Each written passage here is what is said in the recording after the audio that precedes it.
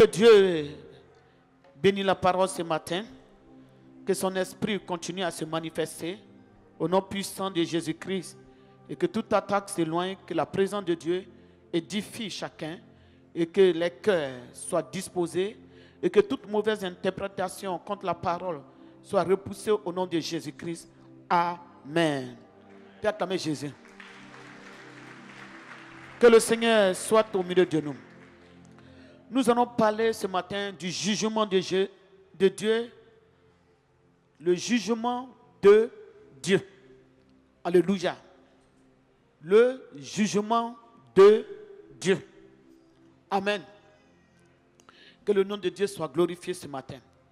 Le jugement de Dieu. Il y a le jugement des hommes et il y a le jugement de Dieu. Amen. Il y a le jugement des hommes et aussi le jugement de Dieu. La Bible dit que vos pensées ne sont pas mes pensées. Vos voix ne sont pas mes voix. Alléluia. Vos pensées ne sont pas mes pensées et vos voix ne sont pas mes voix. Tu peux décider de faire quelque chose, mais Dieu va te dire non, ce n'est pas ce que je veux. Tu peux mal interpréter une parole, mais ce n'est pas ce que Dieu voulait dire. Tu peux mal comprendre les choses, mais ce n'est pas ce que Dieu voulait faire. Alléluia. Nos voix ne sont pas les voix de Dieu. Et nos pensées ne sont pas les pensées de Dieu. Dieu et ses pensées sont pures. Il y a la vérité dans la pensée de Dieu. Il y a la vérité dans la pensée de Dieu. C'est pour cela tout ce que Dieu dit est juste. C'est Dieu qui est la vérité. Alléluia.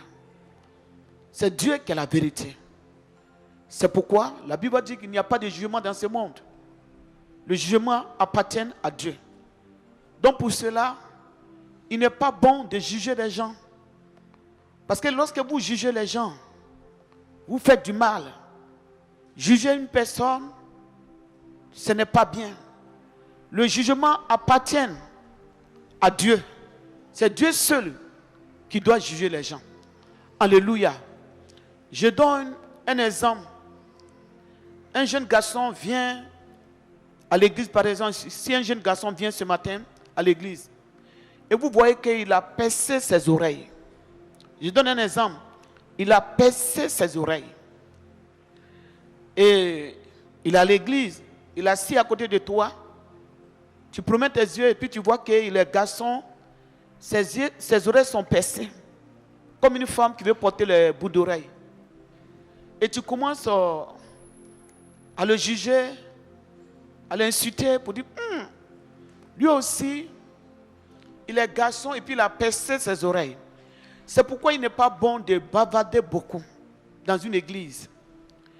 Et tu as dit, mais il a percé ses oreilles. Il est garçon et puis il perce ses oreilles. Mais c'est quelqu'un qui n'avait pas Jésus. Et dans le passé, il a percé ses oreilles. Maintenant qu'il a compris la parole de Dieu et qu'il vient maintenant en Christ et que sa foi, il confesse Jésus et dans son cœur, Jésus est dans son cœur et que Jésus l'a pardonné, ce n'est pas toi, homme, qui dois le juger. Alléluia. Ce n'est pas toi qui dois le juger. Parce que Dieu l'a déjà pardonné. C'est pour cela qu'il est venu à l'église. Pour qu'il soit pardonné par Dieu. Où tu vois une fille ou bien un jeune garçon qui a mis tatouage sur lui. Si on dit non, on s'en jouer ballon comme on a fait la fois passée. Il se déshabille, il met son t-shirt. Tu vois que vraiment tous ses pieds-là, c'est tatouage. Tu as dit, oh, mais lui là, tu vas le traiter comme un homme du monde. Mais il est quitté dans le monde avec des traces. Mais ce n'est pas ces traces qui vont l'empêcher d'être sauvé. Parce que son âme a déjà accepté Jésus-Christ. Donc toi, tu ne dois pas le juger. Alléluia. C'est pour cela que nous ne devons pas juger. Le jugement appartient à Dieu. Si vous jugez, vous risquez de faire un faux jugement. Parce que Dieu connaît la vie de chacun. Et Dieu sait où chacun est quitté. Alléluia. Tout à l'heure, il disait qu'on n'est pas de même famille. Vous avez entendu tout à l'heure pendant la prière, c'est mon père. Et je suis son père. Et je veux qu'elle m'adore. Et je veux qu'elle vienne à moi. Vous voyez? Donc la famille d'où elle vient, les esprits de ta famille.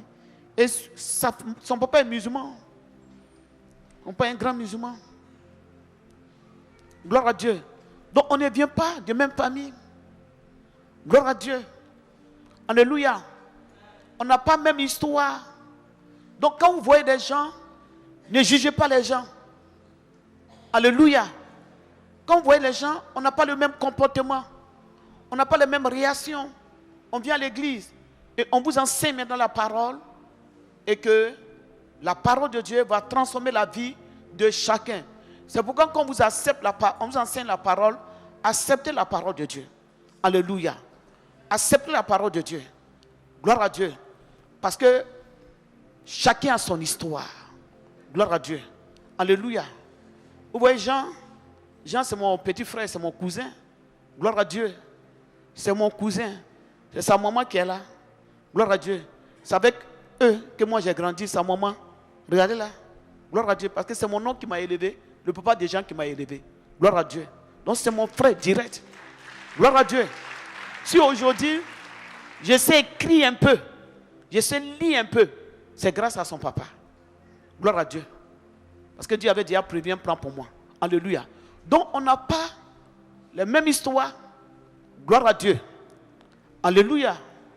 Donc c'est mon cousin direct, c'est mon petit frère. Alléluia. Et voici sa maman qui est là. Donc ne jugez pas des gens. Parce que l'église, il y a plusieurs personnes qui viennent à l'église.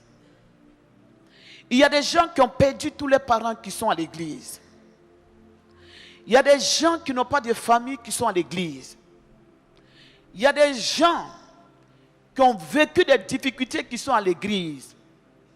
Donc l'église est composée de plusieurs personnes. C'est pourquoi dans les églises, vous devez être très sage quand vous êtes dans l'église. Autour d'un homme de Dieu, il y a beaucoup d'écarts. Et l'homme de Dieu connaît la vie de chacun. Le ventre de l'homme de Dieu est beaucoup profond. Parce qu'il y a beaucoup de secrets dedans. Acclamez Jésus. Il y a beaucoup de secrets. Il y a des choses que Dieu va dire. Et il y a des choses que Dieu ne dira pas. Il y a des personnes, Dieu va parler de leur vie. Il y a des personnes, Dieu ne parlera pas de leur vie. Donc quand vous êtes à l'église, faites très attention. Parce que c'est le sang de Jésus qui a coulé pour que chacun soit pardonné, pour que chacun soit sauvé. Alléluia. Donc quand vous parlez des gens, faites très attention. Vous risquez de chasser les gens de l'église. Vous risquez de blesser des gens. Vous risquez de faire beaucoup de mal à certaines personnes. Laissez les gens à l'église tranquilles. Acclamez Jésus.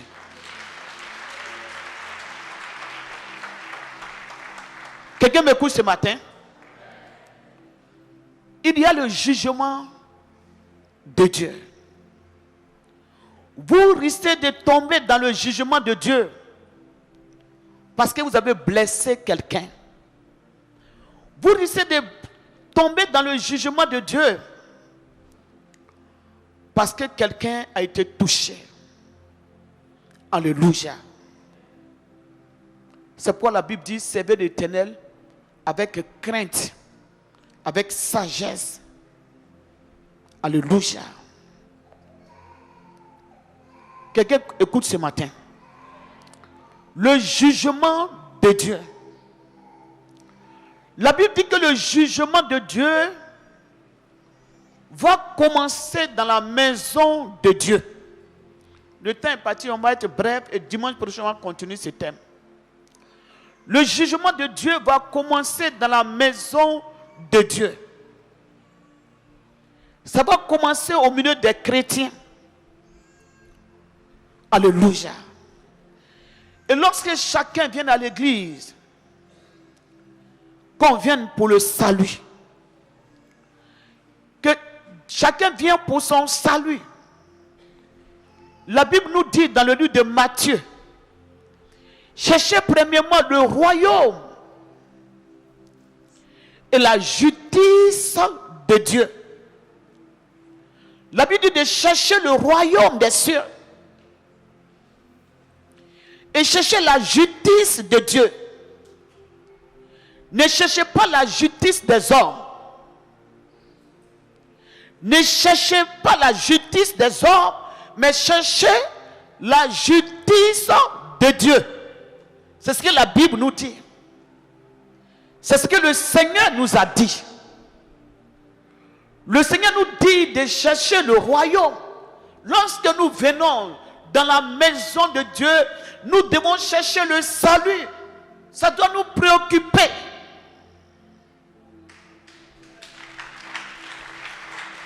Le salut doit nous préoccuper. Il dit chercher premièrement le royaume, la justice de Dieu. Le royaume et la justice de Dieu. La Bible dit vanité de vanité, tout est vanité. Nous devons chercher le royaume des cieux. Le Seigneur Jésus va nous dire que sert un homme de gagner toutes ces choses, les belles choses, les fêtes, les anniversaires, les voitures, les choses de ce monde. Et s'il perdait son âme, s'il perdait son âme, on vient à l'église pour sauver l'âme. On vient à l'église pour être dans la parole de Dieu. On vient à l'église pour être dans la justice de Dieu. Parce que la justice de ce monde n'est pas une justice. On vient pour être des hommes et des femmes de vérité. Une vérité de Jésus-Christ. C'est pour cela que nous venons à l'église. Alléluia. Et pour cela, nous souffrons. Nous faisons beaucoup de sacrifices. Nous acceptons certaines choses, certaines humiliations. Tout cela pourquoi? Pour le Seigneur. Acclame Jésus. 1 Pierre, le chapitre 4, verset 14 à 19. Écoutez bien la parole et prenez note. Vous avez des cahiers, prenez note.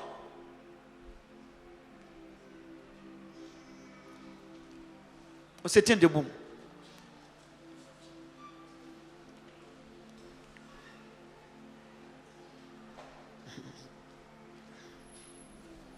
Un Pierre, le chapitre 4, à partir du verset 14.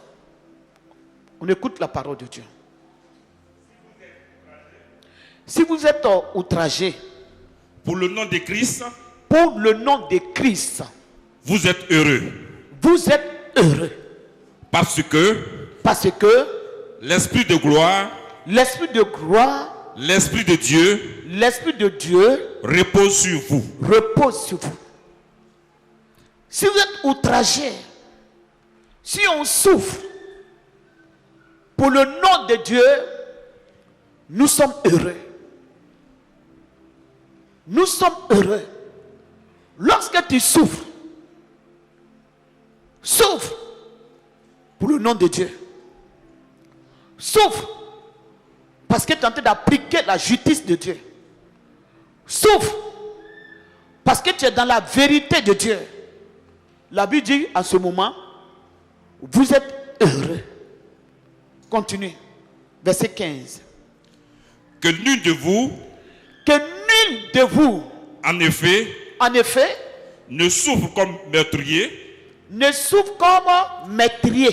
ou voleur, ou malfaiteur, ou malfaiteur, ou comme s'ingérant, ou contre s'ingérant dans les affaires d'autrui. Dans les affaires d'autrui. Acclame cette parole. On peut s'asseoir. La Bible dit que lorsque nous souffrons, si c'est pour la cause du Seigneur Jésus-Christ que nous souffrons, nous sommes heureux. Si c'est pour la cause du Seigneur, si c'est à cause de ce que nous appliquons, la parole de Dieu, et nous ne rentrons pas dans le compromis des gens, nous ne rentrons pas dans les mensonges, dans les bavardages inutiles, dans les on-dit, nous sommes heureux. Je souffre pour l'évangile de Dieu. Je souffre comme un chrétien. Parce que le chrétien a sa souffrance. Et la souffrance du chrétien, la Bible dit de mettre la parole de Dieu en pratique. La Bible dit de manifester une vie d'amour. La Bible dit de pardonner. Tu sais ce qu'on t'a fait. Ça fait mal, mais la Bible dit de pardonner. On a marché sur toi. La Bible dit de pardonner. Alléluia. Est-ce que Cyril est là matin? Cyril est là? Il est où? Venez.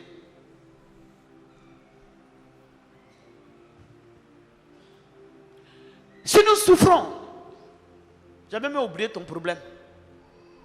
C'est le Saint-Esprit qui vient de me rappeler ça. Où est le micro?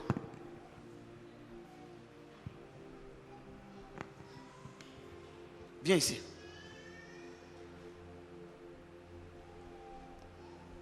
Regarde le peuple. Qui le connaît? Qui le connaît? Voilà. Tu vois? Tu es quitté où dans ce temps-là? Moi, j'étais en prison. Tu étais en prison. Regardez-le bien. Répète ça. J'étais en prison. J'étais en prison. La prison là, c'est Dieu qui a fait ça aussi. C'est pas Dieu qui a fait ça. C'est pas Dieu qui a permis qu'il y ait prison. La Bible dit, tu te comptes quand tu te mets en prison. Le jour, regarde-moi. On va aller vite, hein, parce que c'est en plein prédication, Dieu m'a rappelé ça. Le jour où tu m'as volé là, qu'est-ce qu'il t'a dit? Il m'a dit, il t'a dit quoi? Vous avez dit qu'avec quelqu'un d'autre, la personne ne va pas me laisser. Mais vous me pardonnez, mais la personne ne va pas me laisser. Gloire à Dieu. On peut acclamer la parole de Dieu. Il m'a mal volé. Il m'a volé. Beaucoup.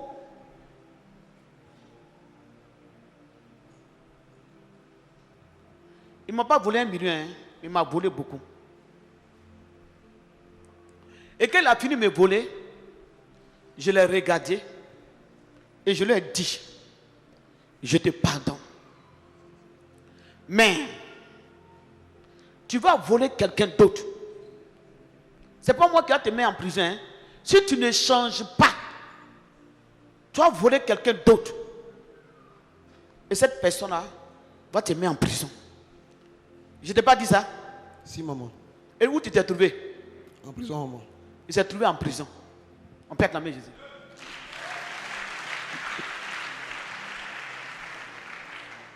Gloire à Dieu. Amen.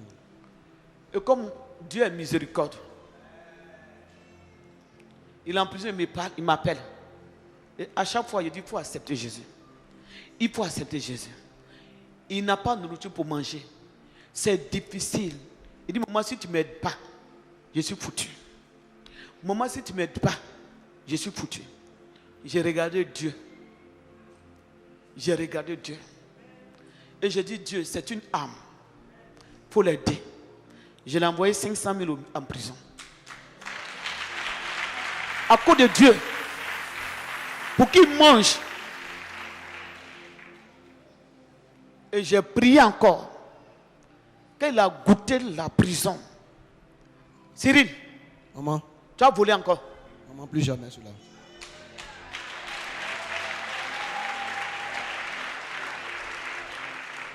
Tu vas voler encore? Plus jamais dans ma vie. Regarde comment tu es. Il a grossi un peu. Hein? Quand il est quitté là, c'était pas facile. Hein? Tu prends l'engagement, demande Dieu pour dire que tu vas plus voler. Moi, je jure, je ne peux jamais faire cela. Je vais donner ma vie entièrement à Jésus. Tu as fait quoi? Je vais donner ma vie. Tu as donné ta vie à qui? À Jésus-Christ de Nazareth. À Jésus-Christ.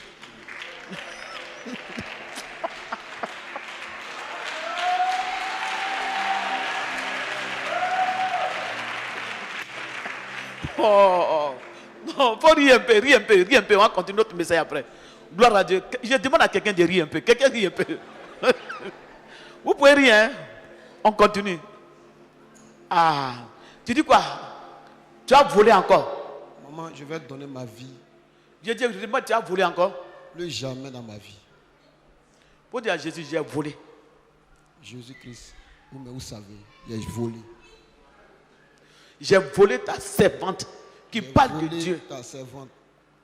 Qui se fait des efforts. J'ai trahi la servante.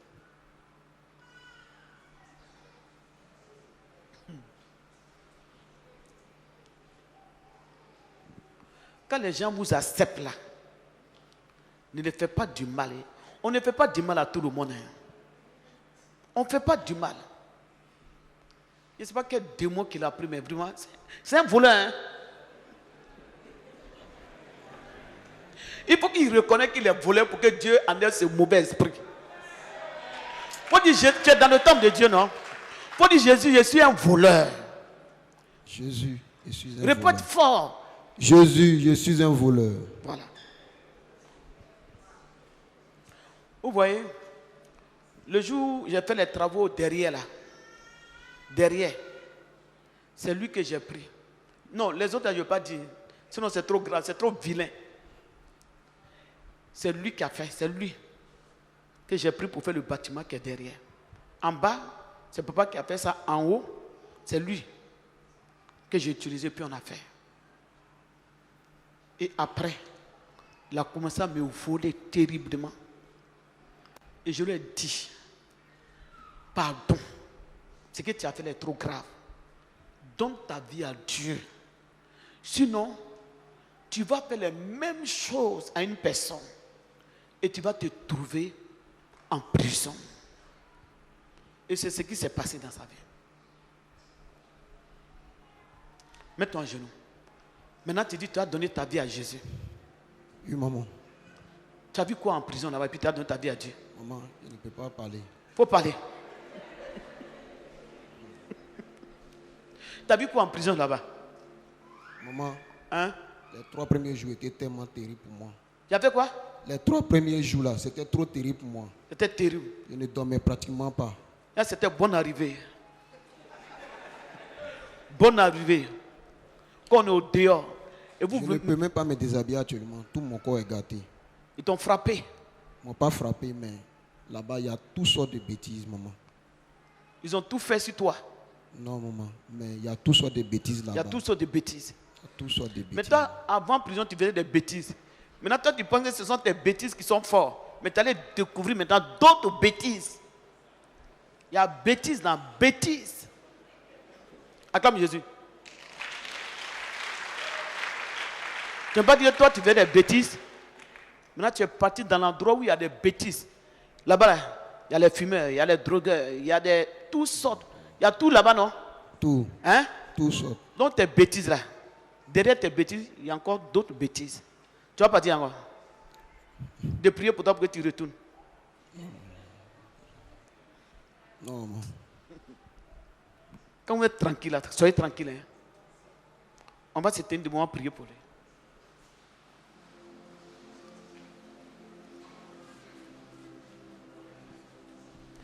Cyril.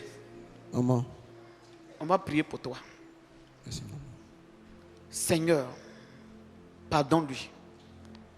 Pardonne-lui que son cœur soit converti. Qu'il se donne à toi. Au nom de Jésus-Christ. Amen. Amen, maman. Maintenant, lève-toi. Quel conseil tu vas leur donner par rapport à la prison? Il faut leur donner un peu de conseils. Parce qu'il y a d'autres qui font la même chose que toi. Hein. D'autres sont cachés. Dimanche, ils vont prendre des Bibles, mais souvent, ils font des petits coups. Ils ne sont pas encore arrivés dans la bêtise des potois là. À un moment, peut-être, ils vont arriver, mais il faut leur dire de ne même pas arriver. Où toi, tu es parti. Donne leur conseil. Vous leur donner conseil. Vraiment, c'est pas facile là-bas. Hein. J'ai fait 1 mois, 3 semaines là-bas. Là-bas, pour avoir même de l'eau pour boire, c'est problème. C'est pas comme ici où tout est permis, on gagne facilement. On payait tout là-bas, la nourriture, tout et tout. Maman a beaucoup fait pour moi en étant là-bas. Elle priait comme elle m'apportait de quoi manger. Tout ce qu'elle peut dire actuellement, c'est de dire merci à maman et de remercier aussi le bon Dieu. Parce que s'il n'avait pas accepté les prières de maman, il serait encore là-bas. Le premier jour, je suis allé au paquet. Mon plaignant qui m'a fait partir là-bas a refusé de venir au paquet. Je dis, donne leur conseil des bêtises que tu as fait là. Il faut leur dire, ne faites pas comme moi, ne soyez pas voleurs comme moi. Il faut leur dire ça. Arrangez-vous, priez, ne faites pas comme moi, pour que vous puissiez vous retrouver là-bas. Voilà. Que Dieu te bénisse. Dépose. Moi, je t'ai pardonné. Hein. Si je ne t'ai pas pardonné, je n'ai même pas t'envoyé l'argent là-bas. C'est parce que je t'ai pardonné. Et puis j'ai prié encore. Pour que Dieu, mais au moins si tu as goûté. Aujourd'hui là, si on te parle, tu vas respecter. Il faut partir. On peut acclamer Jésus. Tu fais quelque chose à un homme de Dieu, même s'il ne parle pas, Dieu va parler. Même s'il ne te châtie pas, Dieu va te châtier. Je dis quelqu'un d'autre va te mettre en prison. Ça n'a pas duré. Quand cette parole est sortie de ma bouche, ça n'a pas duré. Il dit, il faut accepter Jésus, tu ne veux pas accepter Jésus. Moi, il dit, maintenant, j'ai accepté Jésus. Si on voulait que le feu vous brûle d'abord avant d'accepter Jésus. Il y a une chanson qui dit, quand tout va bien chez l'homme, il s'en fout de Dieu. Quand tout ne va pas, il crie, oh, oh Dieu, oh Dieu. Acclame Jésus.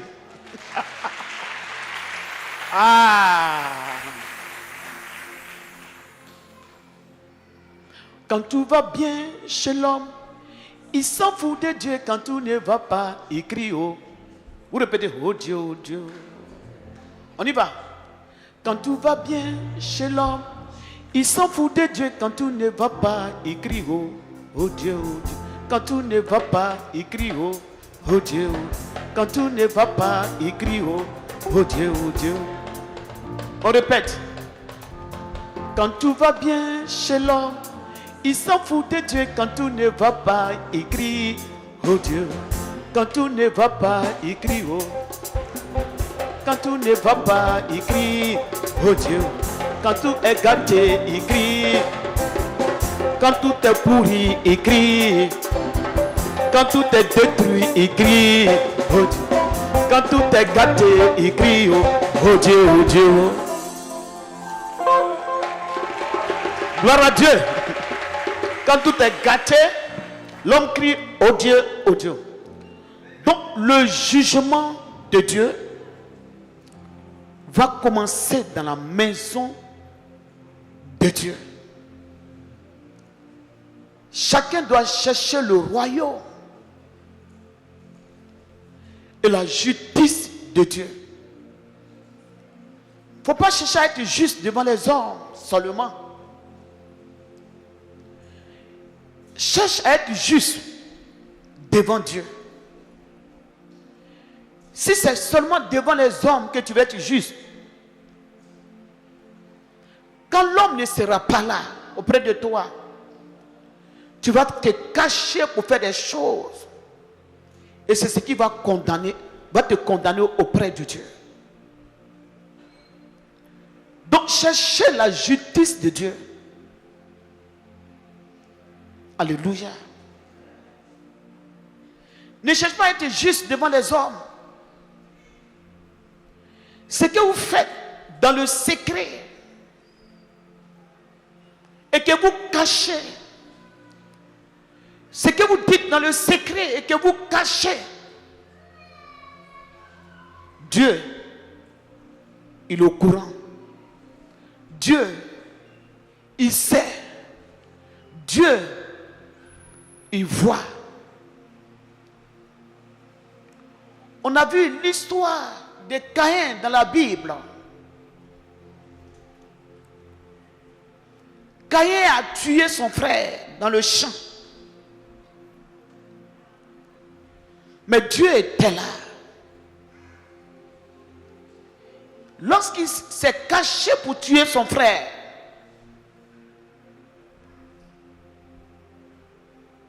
les parents n'étaient pas là. Mais Dieu était là. Dieu va dire, Caïn, mais où est Abel? À chaque fois que tu fais de mauvaises choses, Dieu t'interpelle. À chaque fois que tu commets un péché, c'est contre Dieu. La Bible dit, le jugement de Dieu va commencer dans la maison de Dieu. Si vous souffrez parce que vous faites la volonté de Dieu, la gloire de Dieu va se manifester dans vos vies. Mais vous, si vous souffrez parce que vous avez volé comme ce monsieur-là, si vous souffrez parce que vous avez menti, ce n'est pas une bonne chose devant Dieu. Verset 16. Que chacun, pendant que la parole passe, que chacun rentre en lui-même. Qu'est-ce que tu fais lorsque tu sors de l'église? Quelle vie que tu mènes? Verset 16. 1 Pierre le chapitre 4, verset 16.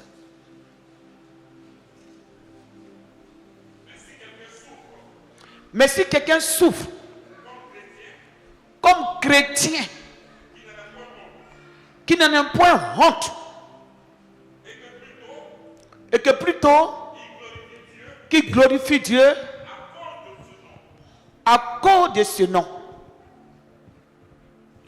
Car c'est le moment où le jugement va commencer. La Bible dit, si quelqu'un souffre comme chrétien,